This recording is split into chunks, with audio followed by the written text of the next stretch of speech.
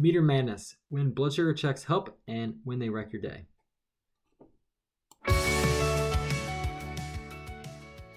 Hey, welcome to the Diabetes Remission Roadmap podcast with the two renegade pharmacists, Brian Bisher and Cory Jenks.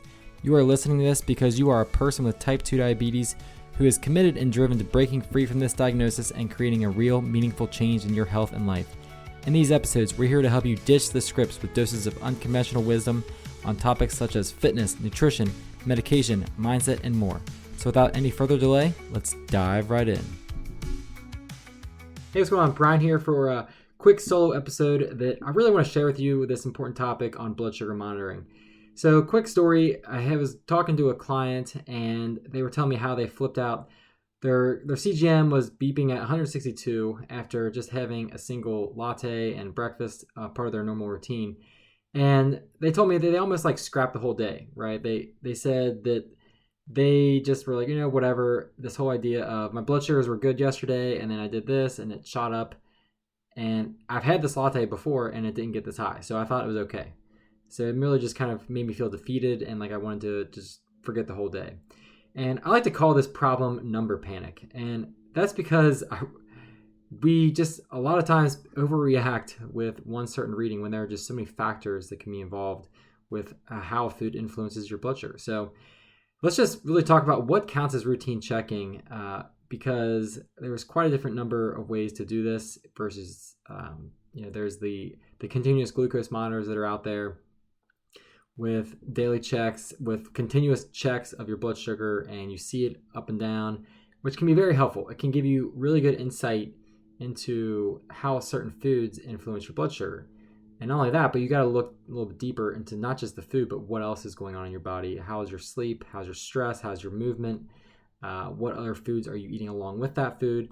All those things can definitely influence it. But otherwise, routine checking with finger sticks is periodic, like structure, like morning, before meal, after meal. A lot of times just random checking throughout the day with finger sticks doesn't do you a whole lot of good unless you really tie that into some other data point like food and what you're eating and the timing of it. You're not really getting a whole lot of insight for just routine checking like that. So overall, a continuous glucose monitor is great and better than a finger stick if you can get your hands on a device and you're able to emotionally detach from the outcome and just have some more curiosity versus criticism, as I like to say. So let's just first talk about why can the numbers be your friend? So the pro, number one, is like you can really have this pattern power recognition where you can reduce your A1C just through awareness alone. The data shows this over and over again, that you feel like you have someone looking over you, this Hawthorne effect, and so then your behavior changes because you're wearing this. And even though it's just yourself, like looking into it, and I always discourage people to, again, not beat themselves up over a certain number, but to really just get curious with that versus getting critical and letting it turn into a day of slip-ups because blood sugar spiked after one thing. And to not to look too much into one result either. You want to look for patterns and everything, right? Not just, this is a pattern power, not single blood sugar power. Like you get insight from patterns over time, not just one event. So the other reason, obviously, for if you're on medications, it just allows safer blood sugar medication adjustment because it catches, like if you're on, depending on what type of medications you're on, if you're on a medication that I like to say works without your body really knowing it, like without even checking with your body first, that just lowers your blood sugar by itself. We call that something that just overrides your blood sugar control abilities of your body, something like sulfonylurea, like glimepiride, glipizide. Those types of medications they don't care what your blood sugar is, they just lower it. And same thing with insulin. When you're injecting something foreign into your body like that, it doesn't really know, there's no like safety mechanism, safety check, like some of the other medications have in place. They work with your body, not for your body. So the insulin and sulfonylureas, I like to say they kind of work for your body to just do the blood sugar lowering. They don't actually know what your blood sugar is. Whereas other medications like metformin, the GLP-1s, Januvia, like those types of medications, they work with your body to basically augment or increase its ability to control lower blood sugar on its own. So those all have like a safety mechanism within them and therefore have a lower risk of low blood sugar. So that was just a quick aside on medications, but when you're wearing, obviously if you're checking and you're adjusting medications, you should always be having some kind of monitoring of your blood sugar. And then the final pro really gives you many wins, right? So there are the highs that you see, you're like, this stinks. But then even better when you can start to tie your behavior and see many wins, and that reinforces you to have that positive behavior change over time, the more you capture those wins. But again, this comes with the caveat of not letting that one thing get critical and beat yourself up and let it ruin a day. So those are the main like pros and cons of having that pattern power of checking your blood sugar.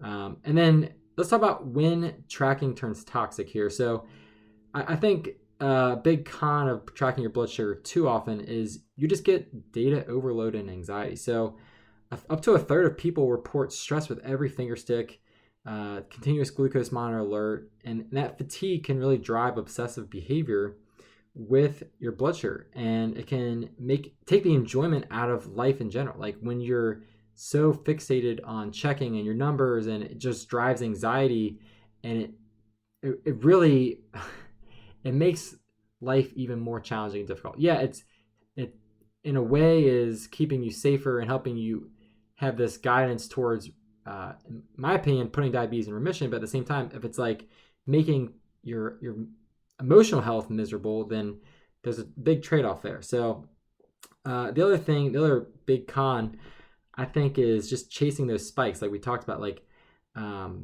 when you look too much into a certain blood sugar spike and you're not really taking into account other factors. So it's good to get curious in these instances, again, but not to let it drive more obsessive behavior or more detrimental behavior that is counterintuitive to your whole goal of putting diabetes in remission, which we talk about on previous episodes, but essentially it comes down to reversing the root cause, insulin resistance, and doing that through reversing energy toxicity. So too much fat, too much excess energy, not enough nutrition.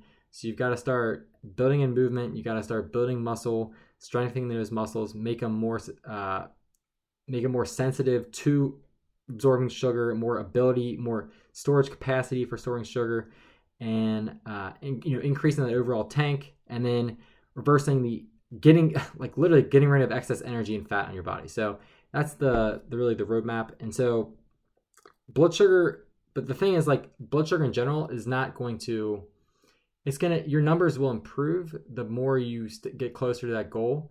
But like one blood sugar spike does not mean you're completely like ruining your progress. And so long story short, you just don't want to get too much insight. You don't want to look too much into one result and start chasing spikes, especially when a whole another topic would be like insulin adjustment and chasing spikes with too much insulin and really potentially causing too low blood sugar. So I like to kind of give people like this sanity saving checking framework where step one, you have a goal and you get a tool. So you link checks to a question like we talked about. You get curious, how did Tuesday night pasta affect me, for example? Not to fear, but just to get insight and awareness. And then step two, you would look at this data, like this pattern here of 14 days, say, of like looking at your before and after blood sugar readings, your bedtime readings, and start to break down like what are the patterns here, what's driving these patterns, how can I make one adjustment to improve this pattern, and then so not only are you tracking your meals and your food, or just making mental notes of your meals and your food, but you're also looking at your activity, your stress, your sleep, and keeping those factors into account, because so much more goes into your blood sugar. So insulin sensitivity is highly dependent on sleep. So if you have one bad night of sleep, your body's going to react way worse to a food versus if you had it after a good night of sleep. If you were moving a lot more, your body's going to react a lot better with a lower spike to that food than if you did it on a day when you're not moving very much. So all I have to say, like, you want to have like this mindset mantra of like, numbers are a compass, not a report card. I'm not judging myself. I'm not getting a grade off these numbers. You are just going to collect information, data, and give yourself guidance. And I always like to think it's helpful to have someone to bounce these ideas off of, which is why it's so helpful to have a coach or a guide or someone who's been down this path many times with people, guiding them through these questions, giving them the right questions to ask, because it can be a lot to figure this out on your own. So give that sanity saving checking framework a try and let us know how it went. Our email is in the comments. Send us over what your insights were you gathered from it. And just remember that numbers, again, are a compass, not a report card. Use that as your mindset mantra moving forward for checking your blood sugar. Thanks for listening. Now go ahead and hit that subscribe button so you don't miss a single episode. And you can join us on the journey and roadmap to remission.